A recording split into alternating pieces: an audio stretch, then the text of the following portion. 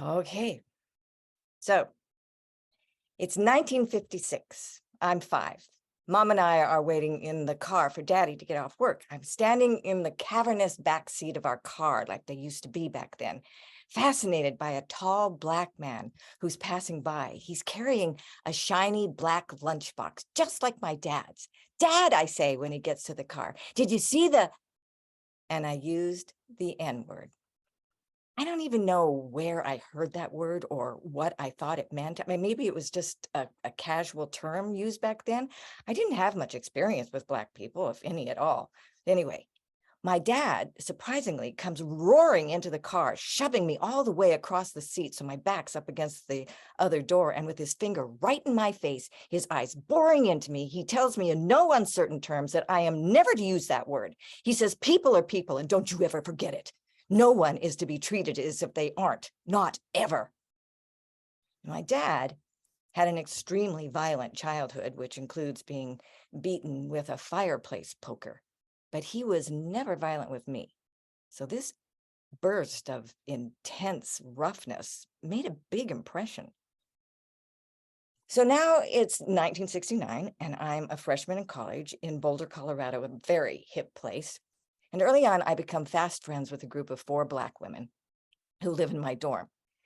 We eat together, we hang out in the lounge after dinner, playing the piano, singing, smoking these little slim cigars. We are so cool.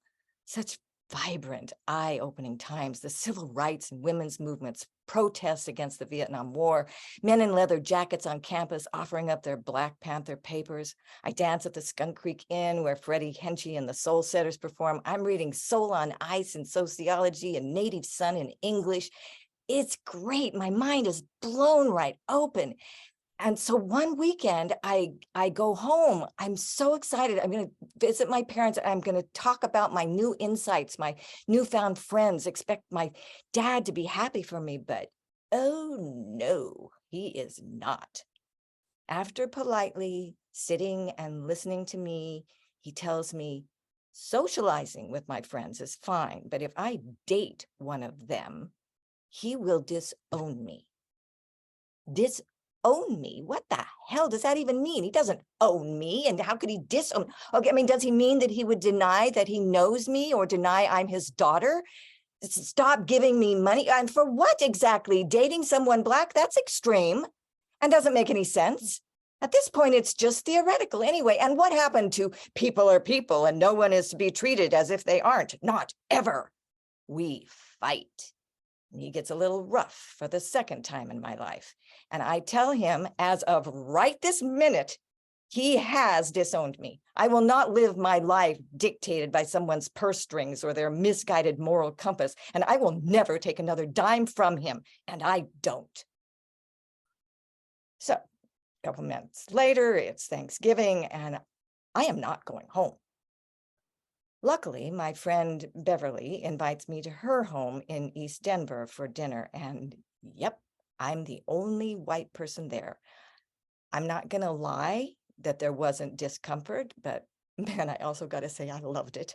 Suspicions and all, those looks from Beverly's brothers, not so bad, way worth it, because the contrast between this Black Thanksgiving and the cardboard, one-dimensional, obligatory gatherings my family had. I mean, no, now don't get me wrong, there's no overt fighting in my family, just this tension that required tiptoeing around my father's unpredictable drinking moods.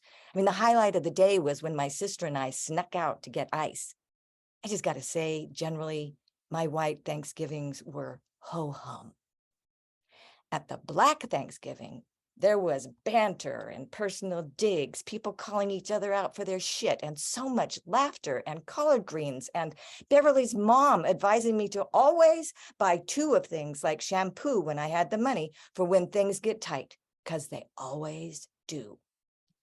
There was culture and shared history, an innate deep bond they all had. And okay, for a lack of a better word, forgive me, but I'm going to call it soul.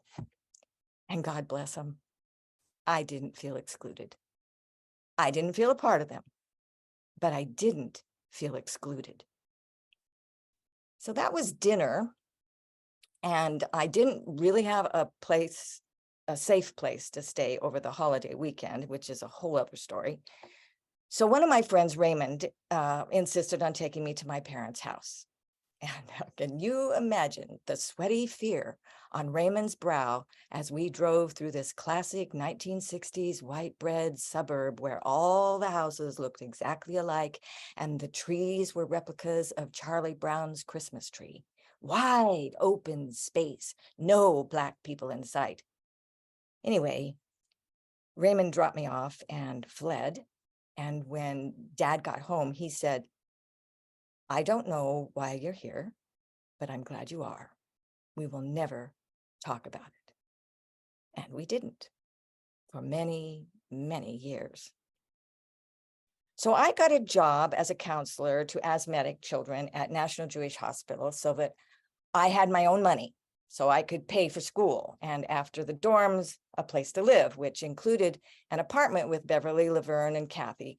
I dated and broke up with a few guys, some white, some Black, danced a lot at a bunch of parties, and got taught a lesson dancing with my Black art history professor at one of those parties, who told me to not get attached to my straight A's, that I was never going to get better than a B in his class, no matter how many tests I aced or extra credit I did, because he wanted me to know what it feels like, which was kind of lame.